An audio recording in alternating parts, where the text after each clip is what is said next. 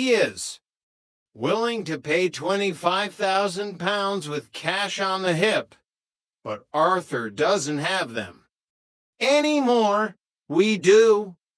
Deluxe blinked, the light bulb slowly dawning, a slow-motion revelation. So what? Are you saying, Ronan, speak plainly, my son? Blimey, give me a piece of chalk, somebody, will you? And a blackboard. Perhaps, Ronan muttered, exasperated. What I'm trying to say is, why don't we ask Arthur to keep his luncheon appointment with this man and sell them chains for us, for which we will give Arthur, what, say, $2,000 for his trouble. A finder's fee, a consultant's fee, call it what you will. That way, Volkov gets the goods at the agreed price. Arthur gets a deuce and bunce, plus he keeps his kneecaps where nature intended, and we, the consortium, get our profit without any further risk. Everyone's a winner. A truly diplomatic solution. A stroke of genius, if I do say so myself. A chorus of agreement went around the consortium, their faces lighting up with renewed hope. Well, I like the sound of that. Ronan. Yes, that's not a bad idea. Ronan. Genius. Pure genius. Right now. Then. Okay then. Now then. Arthur. Where is this? Where is this restaurant of yours? We need to know the location. Deluxe asked already. Calculating his share, the greed returning with a vengeance. Arthur, looking slightly less pale, replied, This is a little place off the King's Road, a rather exclusive French bistro, so I'd better get me skates on. Don't want to keep Mr. Volkov waiting. He's not a man to be trifled with.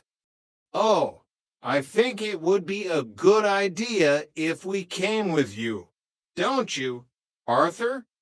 Deluxe said, eyes narrowing, his protective instincts over his money, not. Arthur kicking in. Yeah, he's right and all. Arthur, I mean, you don't want to be walking across the estate with a case full of gold, do you? Not on your own. Anyway, it's a dangerous world out there, you know, full of opportunists. Arthur, looking cornered, but slightly relieved at the thought of a human shield. Finally agreed. Fair enough. Well, let's get going. We haven't got long. Mr. Volkov doesn't appreciate tardiness or unexpected company. Don't let him out of our sight. Go on, go on. Barney, come on. Alistair, get that down and get in the van. Stanley, Mick, you too. Everyone in. Come on. Let's go. Deluxe herded the bewildered consortium members towards the three-wheeled van, leaving a trail of half-finished drinks and mounting chaos in the Nag's Head. Ronan just shook his head, a grim premonition settling in his gut. This was going to be a long lunch. Chapter 5. The Staged Showdown.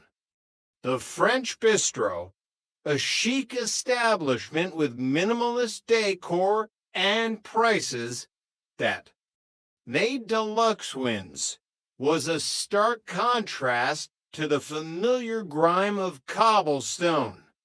Corner, its pristine white tablecloths and gleaming silverware seemed to mock. The consortium's rough and ready attire, Arthur Pendleton, looking decidedly out of place in his slightly crumpled suit, waited nervously at a small table for two, glancing at his watch every few seconds, his hands clasped tightly under the table. Meanwhile, Deluxe, Ronan, Alistair, Barney, Stanley, and Mick had managed to secure a table outside, squeezed together like sardines on the cramped pavement, their presence a glaring anomaly amidst the refined clientele, sipping Aperol spritzes. Deluxe, ever the strategist, had insisted they sit on the same side of the table, pressed together, so they could all keep an eye on Arthur through the large window. Why, Deluxe, Ronan had protested, mortified, trying to subtly pull his chair away from Stanley. People might think that we're a bit funny, like a weird cult or something, performing some sort of strange ritual. I've got $7 grand sitting up there. Ronan, that's all I'm concerned with. What people think is neither here nor there. Appearances are deceiving. Do you reckon it'll turn violent in there? Because if it does, Alistair, you're on point. Remember your naval training. Hand-to-hand combat, eh? Deluxe whispered, urgently, straining to see through the window. Ronan, who had no intention of getting involved in any fisticuffs with a Russian gangster, had quickly added, I don't care if it does. Deluxe, no, this is a fast car.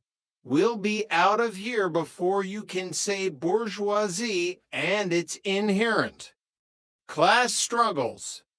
Suddenly, Arthur slumped in his seat, clutching his chest, a look of profound distress on his face. He began to emit a low groan, almost a theatrical moan. What's he doing? Ronan, Deluxe whispered urgently, straining to see through the window, his face contorted with confusion. What do you mean? What's he doing? Deluxe, you can see what he's doing. He's sitting in a window, they're reading a menu, looking rather unwell. It's a bit suspicious, isn't it? Very theatrical, to perfect, if you ask me. Arthur, now visibly sweating, a single bead trickling down his temple, beckoned weakly to a passing waiter. Could you get me a glass of water, please? I'm feeling rather hot. A sudden turn. The waiter, a young man with an air of detached superiority, approached, holding his notepad like a shield. Would you care to order now, sir? Yes, I'd like an ambulance. An ambulance? Yes, an ambulance. I'm not very well. I think I'm having a coronary. Arthur gasped, collapsing dramatically onto the table, his arm flopping limply over the side, the holdall still clutched in his hand. Panic erupted at the consortium's table outside. What's happened? He told me. He's had a coronary. A heart attack? Barney exclaimed.